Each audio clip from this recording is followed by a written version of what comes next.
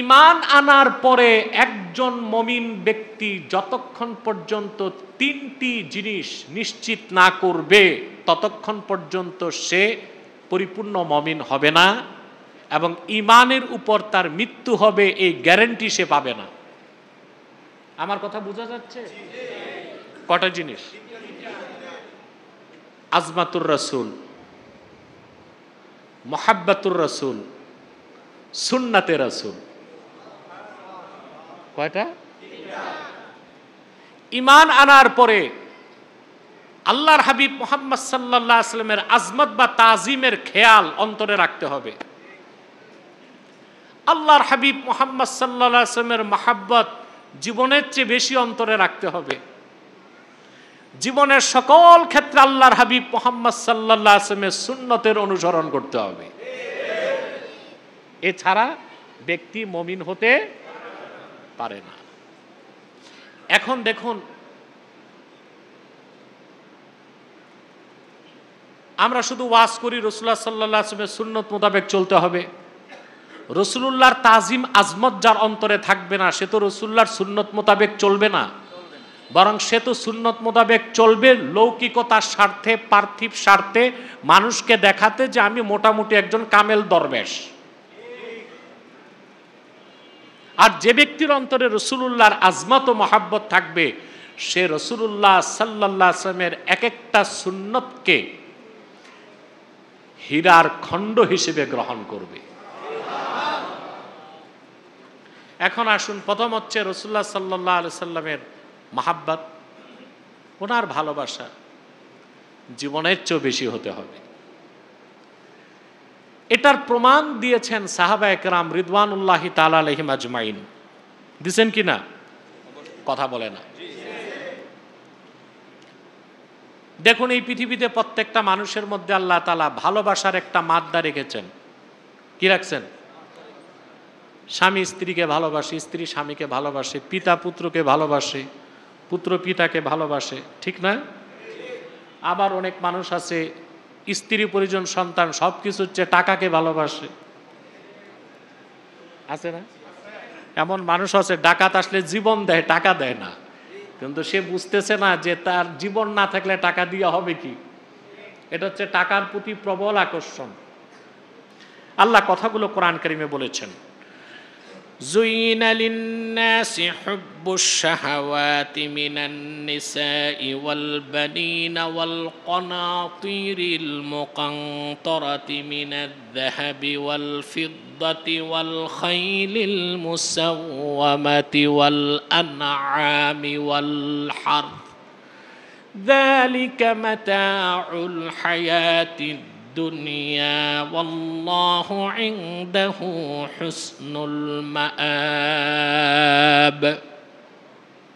আল্লাহ তাআলা বলেন, মানুষের কাছে চিত্তাকর্ষক করা হয়েছে, আকর্ষণীয় করা হয়েছে নারীর প্রতি ভালোবাসা, সন্তানদের প্রতি ভালোবাসা,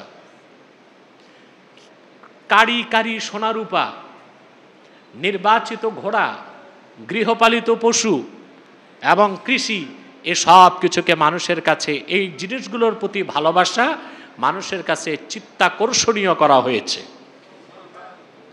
এগুলোর প্রতি মানুষের ভালোবাসা আছে না নাই? সন্তানদের প্রতি ভিতরে সাউন্ড হচ্ছে তো? মাইকম্যানকে বলো এইটা একটু ঠিক করে দিতে, ভিতরের স্পিকারটা ঠিক করে দাও।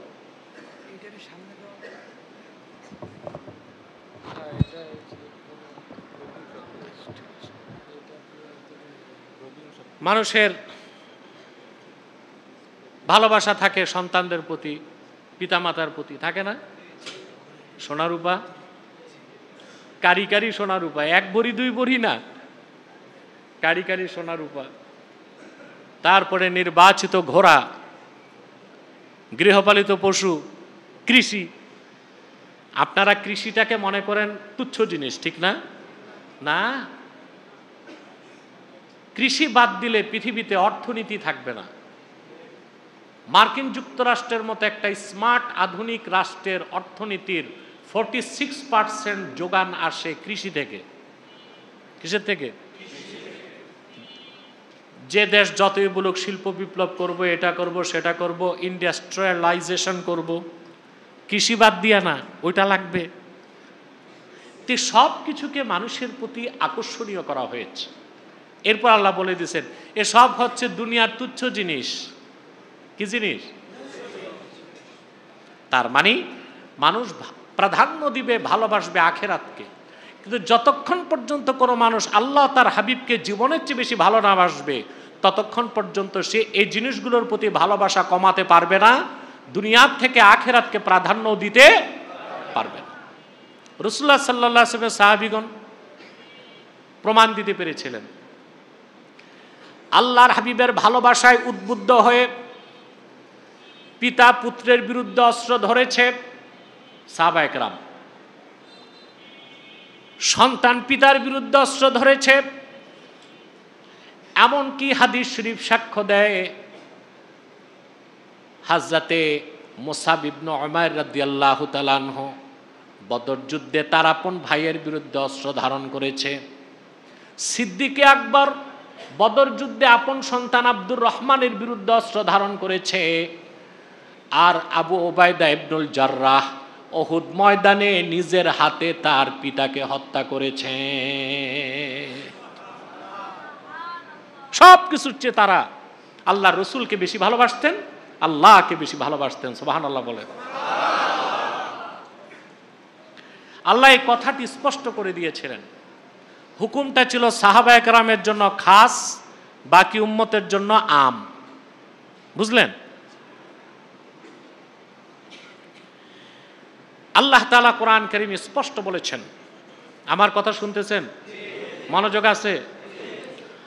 আল্লাহ পাক বলেন কুল ইন কানা আবাউকুম ওয়া আবনাউকুম ওয়া ইখওয়ানুকুম ওয়া আজওয়াজুকুম ওয়া আশীরাতুকুম ওয়া আমওয়ালুন ইকতারাফতুমুহা ওয়া তিজারাতুন তাখশাউনা কাসাদাহা ওয়া মাসাকিনু তারদাউনাহা আহাব্বা ইলাইকুম মিনাল্লাহি ওয়া রাসূলিহি ওয়া জিহাদিন ফি সাবিলিহি ফাতারাব্বাসু হাত্তা ইয়াতিয়াল্লাহু বিআমরিহি ওয়াল্লাহু লা ইয়াহদিল কওমাল ফাসিকিন।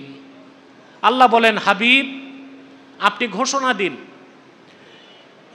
আপনি বলুন ইন কানা আবাউকুম ওয়া আবনাউকুম ওয়া ইখওয়ানুকুম ওয়া আজওয়াজুকুম ওয়া আশীরাতুকুম, যদি তোমাদের পিতাগণ, তোমাদের সন্তানগণ, তোমাদের ভাইগণ, তোমাদের স্ত্রীগণ, গণতেছেন? আরে বাবা গণেন। যদি তোমাদের পিতাগণ, তোমাদের সন্তানগণ, তোমাদের ভাইগণ, তোমাদের স্ত্রীগণ, ও আশীরাতুকুম তোমাদের নিকটাত্মীয়গণ, ঘনিষ্ঠ প্রতিবেশীগণ, ও আমওয়ালুন ইকতারাফতুমুহা আর তোমাদের অর্জিত সম্পদ, ও তিজারাতুন তাখশাউনা কাসাদাহা আর যে ব্যবসার মন্দাকে তোমরা ভয় পাও। কেউ ব্যবসা লস হইতে করে না, সবাই আশা করি কি?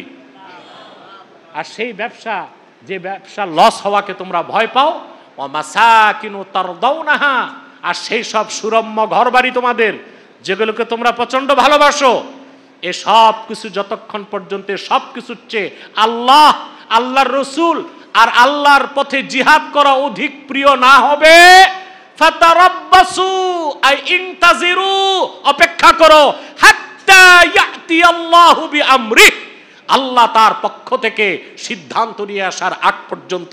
অর্থাৎ তাহলে আল্লাহর পক্ষ থেকে তোমাদের উপর বিপর্যয় আসবে, আযাব আসবে, শাস্তি আসবে, লাঞ্ছনা আসবে, বঞ্চনা আসবে, যদি না তোমরা এই সব কিছুর চেয়ে আল্লাহ তার রাসূলকে অধিক না ভালোবাসতে পারো। সাহাবায়ে কেরাম এই আয়াত নাজিলের পর কি হইল? সুবহানাল্লাহ। এই আয়াত নাজিলের পর দেখা গেল সুবহানাল্লাহি বিহামদিহি সমস্ত সাহাবীগণ, এই আয়াত নাজিল হয়েছে হিজরতের হুকুমের পরে। হিজরতের হুকুমের রাসূলুল্লাহ সাল্লাল্লাহু আলাইহি ওয়াসাল্লাম মক্কাতুল মুকাররমায় 13 বছর দিনের দাওয়াত দেওয়ার পরে আল্লাহর পক্ষ থেকে হুকুম করলেন সবাইকে মদিনাতুল মুনাওয়ারাতে হিজরত করতে হবে। এর আগে মক্কাতে দেখা গেছে একই ঘরে পিতা কাফের, ছেলে মুমিন, স্বামী মুমিন, স্ত্রী। এখন হিজরত করলে কি আর একসাথে থাকা যাবে? থাকা যাবে?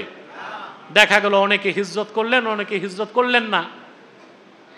আল্লাহ চূড়ান্ত আয়াত যখন নাজিল করলেন, আর একজন সাহাবী অপেক্ষা করলেন না, সব পিতা পুত্রের সাথে সম্পর্ক ছিন্ন করলেন, পুত্র পিতার সাথে সম্পর্ক ছিন্ন করলেন, স্বামী স্ত্রীর সাথে সম্পর্ক ছিন্ন করলেন, স্ত্রী স্বামীর সাথে সম্পর্ক ছিন্ন করলেন, সুরম্য বাড়ি ঘর অট্টালিকা সব ফেলে মক্কা মুকাররমা থেকে সাহাবায়ে কেরাম হিজরত করে মদিনাতুল মুনাওয়ারায় চলে গেলেন। সুবহানাল্লাহ। সাহাবায়ে কেরামের জন্য এটা ছিল খাস, বাকি উম্মতের জন্য আম। আমরাও যতক্ষণ পর্যন্ত এই সব কিছু থেকে আল্লাহ যেগুলোর বর্ণনা দিয়েছেন, পিতাদের থেকে, সন্তানদের থেকে, ভাইদের থেকে, স্ত্রীদের থেকে, প্রতিবেশীদের থেকে, ব্যবসা থেকে, সম্পদ থেকে, বাড়িঘর থেকে, যতক্ষণ পর্যন্ত না আল্লাহ তার হাবিব মুহাম্মদ সাল্লাল্লাহু আলাইহি ওয়াসাল্লামকে অধিক ভালোবাসতে না পারবো, ততক্ষণ পর্যন্ত আমরা খাঁটি মুমিন হতে পারবো না।